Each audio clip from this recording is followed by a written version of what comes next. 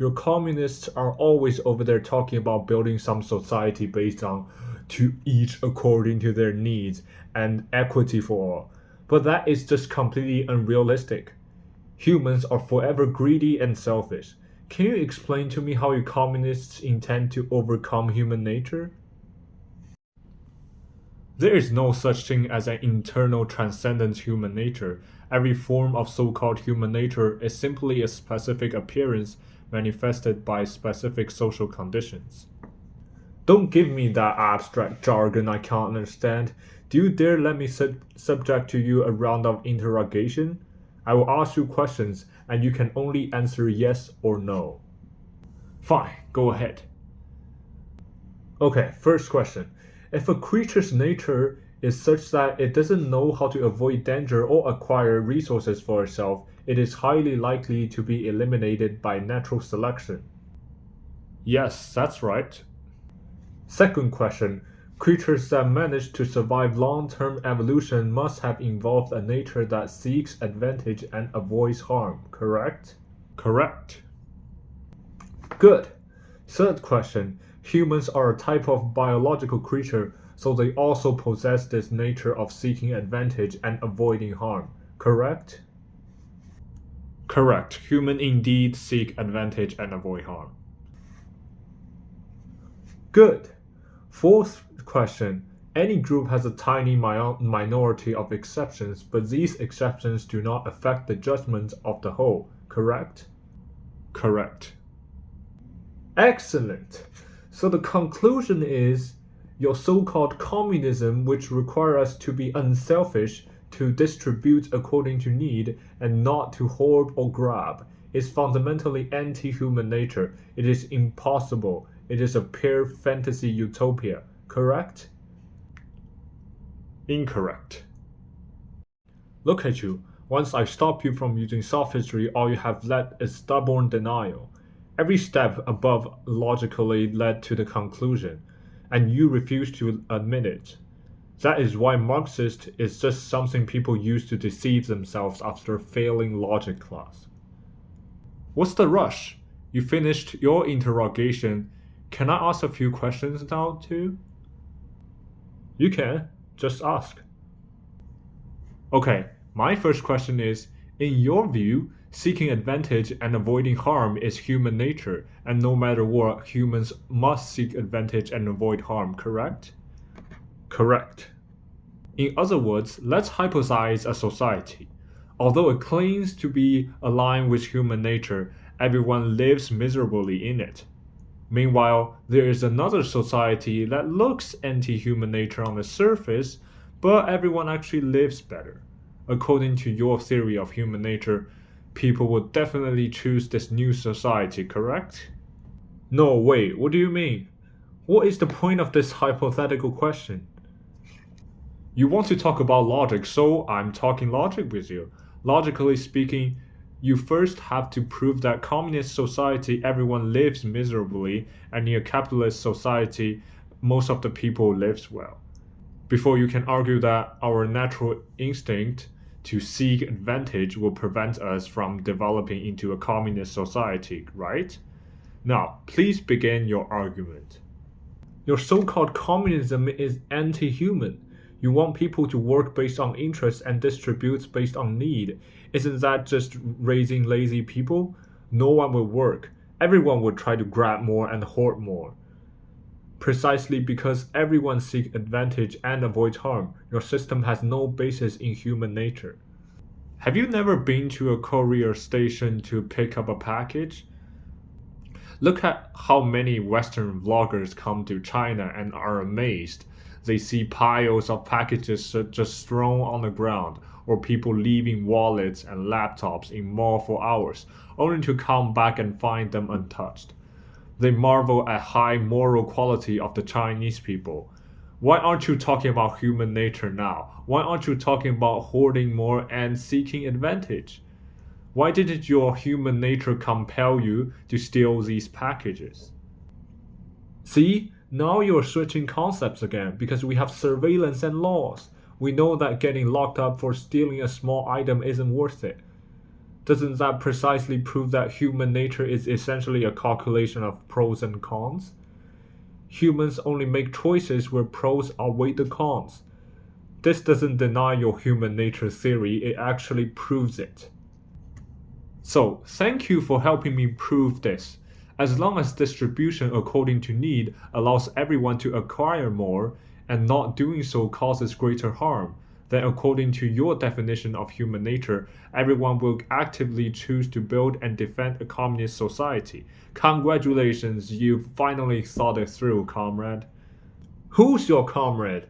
How are you so good at sophistry? You're just assuming from the start to finish. Can I not also ask you to prove that there is in fact a situation where distribution according to need is worse than grabbing and hoarding? Let's go back to the courier station example. You said people don't steal because of laws and cameras. But laws and cameras, no matter how dense, have limited enforcement costs. If everyone went to steal packages, limited police forces couldn't catch them all. So why doesn't everyone go try it? Why not case the joint? Why not find a spot where the camera is broken? Why not pretend to pick up your package and swipe an extra one? Why have you never thought about making a living by stealing packages? Is it not because you don't need to? Your life doesn't require you to steal packages. Most of other people's stuff is useless to you anyway. Bearing even the silver risk of committing a crime for private gain is completely unnecessary. Isn't this to some extent distribution according to need? And why we all consciously only take the packages we need? Social enforcement's costs drop, courier services fee drop, and you feel safe letting the delivery guy leave stuff at your door. Convenience increases. Isn't this the perfect example of everyone taking what they need, thereby saving social costs? Are you pretending that right now no one steals package or takeout? Of course there are thieves, but any group has a tiny minority of exceptions, but these exceptions do not affect the judgment of the whole, correct? These are your own words. I'm just repeating them. I guarantee I haven't changed a single character. So what? That only proves that Chinese people have high character to begin with, an ancient civilization that knows propriety, justice, honesty, and shame. Do you know that in the early 2000s, bandits were everywhere in China? You could get stopped and robbed just taking a long-distance bus. How many pickpockets were there on the streets? How many bike riding snatchers? I haven't forgotten. There was news back then of motorcycle robbers snatching a bag, and then when the victim wouldn't let go, they chopped their hands off with a knife.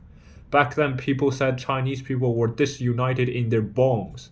How is it that only a few years have passed, and suddenly we've transformed into a people who are gentle, kind, courageous, restrained, and magnanimous in our bones?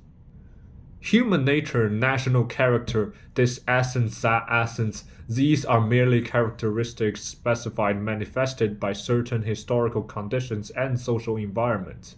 Humans are of course driven to seek advantage and to avoid harm, so when fighting each other is more advantageous, it is hard to unite. When unity is more advantageous, selfish is criticized. So national character, human nature, and even individual's personality, while objectively existing facts, are not the decisive conditions for social development, nor the decisive conditions for individual fate. The point is how we utilize these characteristics to achieve our historical mission of developing society and liberating all of mankind. Alright, you've said so much. Alright, but you don't seem to have directly refuted the conclusion that people are selfish. You say human nature doesn't exist, that man is the sum of all social relations, but that's just empty talk. You still don't understand. You said human nature is seeking advantage and avoiding harm, but what is advantage and what is harm? Even in the natural world, in the cruelest place, you will see creatures like bees using tight-knit teamwork to gain a competitive edge. Why? Because small animals without resources precisely because they cannot gain an advantage through individual strengths, must handle together for warmth and survival. Just as more cruel a society is, and more it spawns small organizations and communities of mutual aid among the underclass. And these people comprise the single spark that can start a fire. That is their advantage. For us masses to revolt, to build a new world that is, of course, our advantage, if seeking advantage and avoiding harm can have completely contradictory core meanings for different classes, different societies, and different eras, then what's the guiding significance does the phrase have, other than being a correct but useless truism? Why do we say man is the sum of social relations? Because for every specific society, the definition of what is gain and what is harm is determined by social life itself. Therefore, your statement, human nature is to seek advantage and avoid harm, will guide completely different actions in different social environments.